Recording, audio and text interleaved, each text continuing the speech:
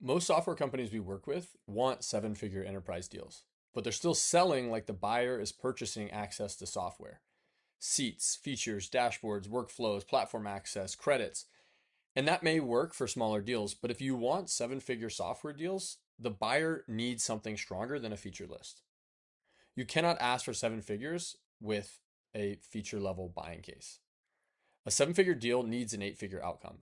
And more than that, it needs an outcome that the buyer believes you can actually guarantee. See, that's the shift. The question is not how do we charge more? The better question is what business outcome is valuable enough, urgent enough, measurable enough, and controllable enough that we are willing to stand behind it. Because that is what makes the deal buyable. And here's the mistake I see. A founder looks at their product and says, we have a great platform. We should be able to charge more. Maybe. I mean, they spent countless hours building it, thinking about it, working it over and over and over. But the reality is your customer is not on that same page and your customer doesn't see it that way. The buyer is not sitting there asking, how much does this founder want to charge? The buyer is asking, what problem does this solve? How valuable is that problem? How fast can we see progress? How likely is this to work? What risk do we take on if it doesn't? And can I defend this decision internally? That is the real game. The price is not the starting point. The customer's business outcome is. You see, the enemy here is access-based selling. Access-based selling says, buy our software, use the platform, adopt the workflow, and if your team does the right things, maybe you'll get a result. That's how a lot of software is sold. And to be clear, it can work, but it also makes you easy to compare. See, if you sell access, the buyer compares you to others in terms of features, seats, integrations, dashboards, implementation time, and price. How embarrassing. You see, this is where comes from. Price pressure comes from because access gets compared and outcomes get funded. But if you want to build bigger enterprise deals, you have to move from here's what our software does to here's the business outcome we help create, here's why it matters, and here's what we're willing to guarantee. That is a very different offer. Now, when I say guarantee, I do not mean vague marketing promises.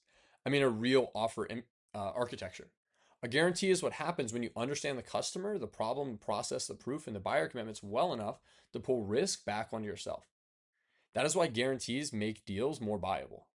A guarantee tells the executive, if you do your part, we will stand behind the outcome. That reduces fear, it increases belief, and it gives the champion something stronger to defend internally. It turns the conversation from, should we buy this software, to, do we believe this outcome is worth achieving under these terms? That is buyability. So here's the framework I'd use. I call it the outcome guarantee box. First, the outcome. What exactly changes? This can't be vague like buyer visibility or more efficiency or something. It needs to be concrete. Reduced late stage deal slippage, 50% lower payroll error risk, 20% faster onboarding, 30% higher expansion revenue, 20% lower cost to serve, shorter time to value. The second is the value itself. You have to actually translate that outcome into a financial statement. And so what is that outcome worth? Is it worth 500,000? Is it worth 5 million, 10 million? If the value is not big enough, the deal will not be big enough.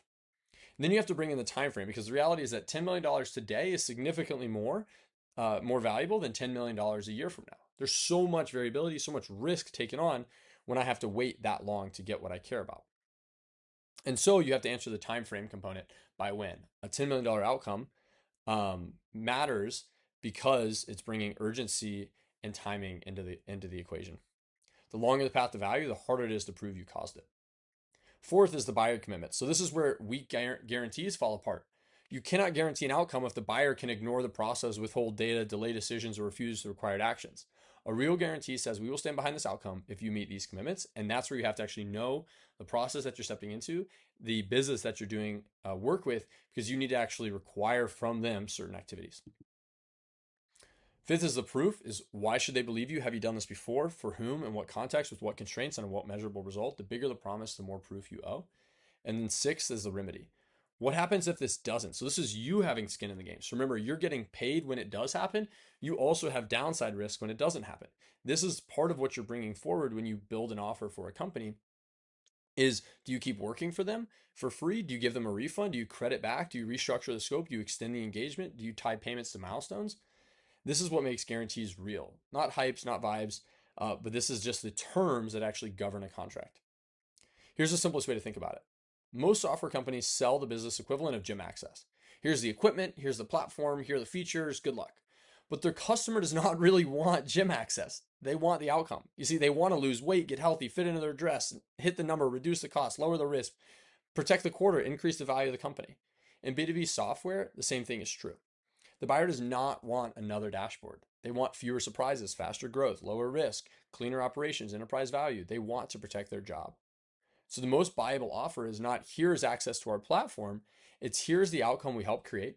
Here's why it matters. Here's how fast we can create progress. Here's what we need from you. And here's the proof. See, this is what we guarantee if it doesn't happen.